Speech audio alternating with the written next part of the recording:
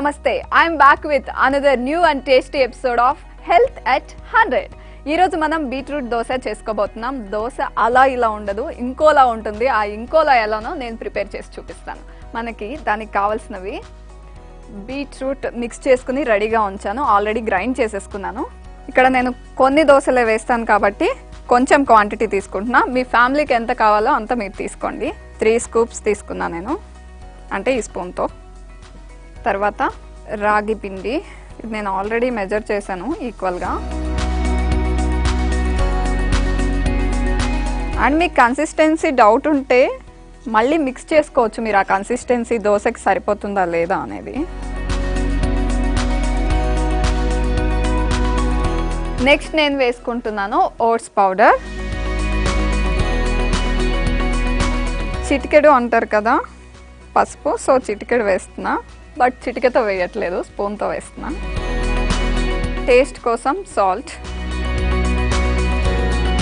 స్పైసీగా కావాలంటే ఎక్కువ కారం, లేదు కొంచెం సాఫ్ట్గా కావాలంటే తక్కువ కారం. అండ్ అగైన్ దీనిపైన మనం మిర్చి కూడా, అంటే పచ్చిమిర్చి తీసుకుంటున్నాం, సో నేను కొంచెం తక్కువే వేస్తున్నాను. కొంచెం ఇంగువ, చాలా కొంచెం, ఎందుకంటే టేస్ట్ మొత్తం చేంజ్ అయిపోతుంది ఇంగువతో. కొంచెం తీసుకున్నాను. సో ఇదంతా బ్యాటర్ లాగా మిక్స్ చేసేసుకోవాలి.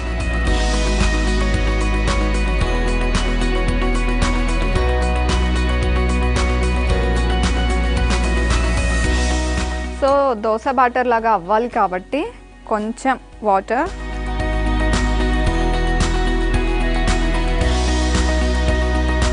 హిమోగ్లోబిన్ తక్కువ ఉన్న వాళ్ళకి జస్ట్ ఒకేసారి స్కేల్ ఇలా హై అయిపోతుంది బీట్రూట్ జ్యూస్ కనుక తాగితే. సో అందుకనే బీట్రూట్ తీసుకున్నాను నేను ఈ దోశలో. ఫైబర్ కూడా ఉంటుంది. అండ్ రాగి పిండి మీ అందరికీ తెలుసు, ఈ మధ్య రాగి దోశలు, రాగి లడ్డు అంట ఇలా చాలా యూజ్ చేస్తున్నారు, ఎందుకంటే ఐరన్ ఎక్కువగా ఉంటుంది కాబట్టి. సో ఇలా మంచిగా మిక్స్ అయిపోయింది. సో ఇలా మిక్స్ చేసుకున్నా కానీ దోశ రాదు, మరీ ఇంత ఇలా కన్సిస్టెన్సీ ఉంటే ఇంకొంచెం వాటర్ తీసుకుంటున్నాను. మన దోశ బాటర్ లాగా ఈ మిక్స్చర్ అంతా రెడీ అయిపోయింది. ఇంకా దోశ వేసేసుకుందాం. జస్ట్ స్టవ్ ఆన్ చేసుకొని ప్యాన్ తీసుకుందాం. సో ఆయిల్ తీసుకుంటున్నా.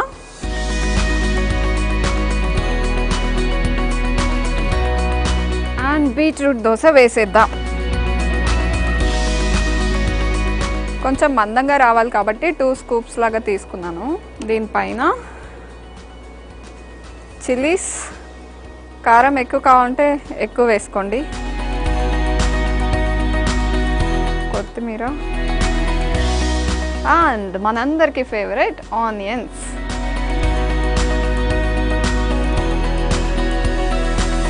దోశ ఒకవైపు కాలింది. సో నెక్స్ట్ ఇంకొక సైడ్ ఫ్లిప్ చేసుకుందాం. ఇలా దోరగా వేయించుకున్న బీట్రూట్ దోశని జస్ట్ ఇలా ఫ్లిప్ చేసేసుకోవాలి ప్లేట్లోకి. ఇంకొక దోశ వేసుకుందాం.